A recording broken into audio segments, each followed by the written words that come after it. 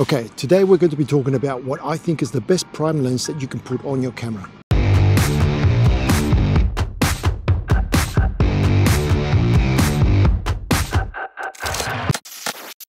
Hey everyone, and welcome back to the channel.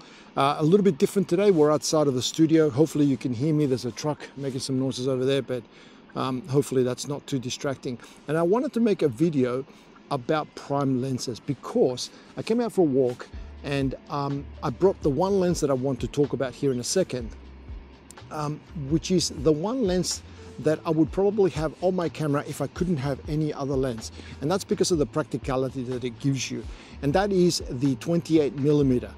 And I know that there's a lot of people that will argue with me, but if you give me a few minutes, I want to put my case across why I think it is the best lens all round. You can do anything you want with that one lens.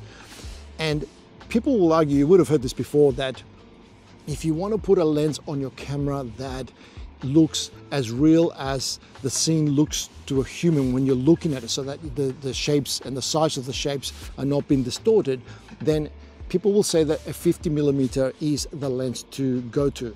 And that is correct to a point.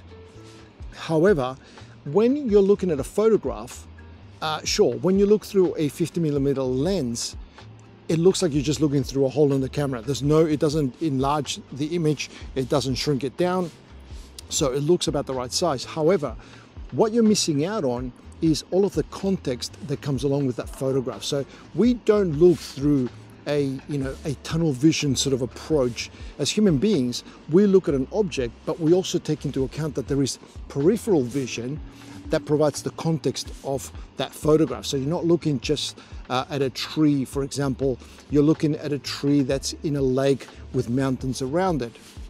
And that's really important, I think, because it provides a lot of context for the rest of the image. So for myself, I find that the 28mm, that's where it really kicks in. Now you can go wider than that. You can go to a 24mm, which is a very common prime lens that you can get.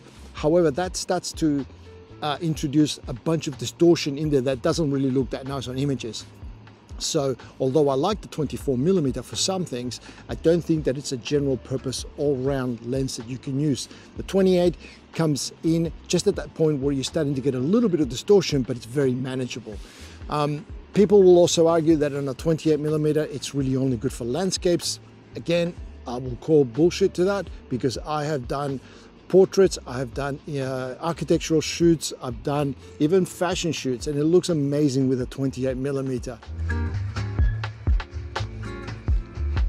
I know that a lot of you are going to be saying, well, what about the 35mm? Isn't that supposed to be a general purpose lens? And the truth is that I love my 35mm. So I'm just trying not to fall off these rocks. But the thing is that the difference between 35mm and 28mm, I realize it's only 7 mils difference. However, at the wide end, it makes a massive difference.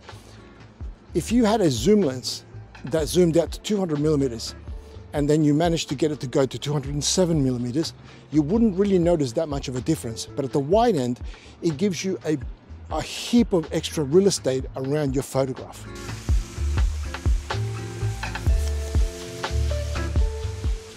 Have a look at this. I just wanted to show you this. Now, the other thing that I like about this lens is that, for whatever reason, and I'm not sure why this is, but lens manufacturers are able to fit a 28mm lens into a really small package when you compare it to something like, say, a 35 or even a 16mm. This is the Canon pancake lens. This is 28mm, and look at the size of this. This is tiny and it weighs absolutely nothing. And the quality that comes out of this lens is phenomenal given the price, because it's a really an entry-level lens. The reason why I like this is that if I'm traveling somewhere where I'm not familiar, then unwanted attention is not something that you're really after. You don't really want to be walking around showing off, oh, look how expensive my camera is. This doesn't look as expensive as having, say, a 24-70 or a 70-200 onto the top of this, right? And I know that it's only 28mm. We talked about this. Because of the high megapixel count that you get from cameras today, you can still crop in digitally and simulate something like a 35 or a 50 mil lens out of this, and you're not really losing that much resolution of your images, which is why when I go traveling, this is on my camera pretty much 95% of the time, and then I will only change to something like, say, my 24 to 70 or 24 to 105 when I want to do when I want to capture a specific shot. Otherwise, this is what I shoot with. Anyway, I just wanted to make this quick video. Like I said, I went for a walk and it just sort of popped into my head. I hope you enjoyed the video. If you did and you would like to support me, you can do so by clicking the like button. Makes a huge difference to me, actually. And if you want to see any of my content, then if you hit the subscribe button, then YouTube will let you know when I upload my next video. And if you've got any questions about anything that I covered here today, you can leave them in the comment section below. Whew, I gotta get into shape. Anyway, that's it for this video. I hope you enjoyed it. Thank you for watching. I'll see you next time.